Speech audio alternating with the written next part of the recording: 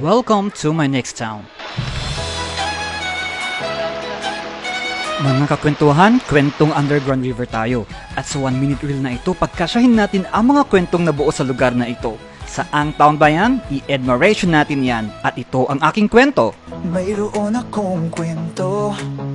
Sa town ng Sagada, narating ko ang Latang Underground River noong 2040. Isang ilog ang dumadaloy sa loob ng kuweba at naging agaw pansin sa akin ang malaking bato na may kuweba sa ilalim.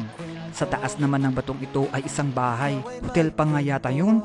Noong first time ko dito, nakakamangha ang tanawin na yan. Walang ganyan sa vegan na hometown ko. At iyan ang kwentong admiration. See you in my next town. Kwento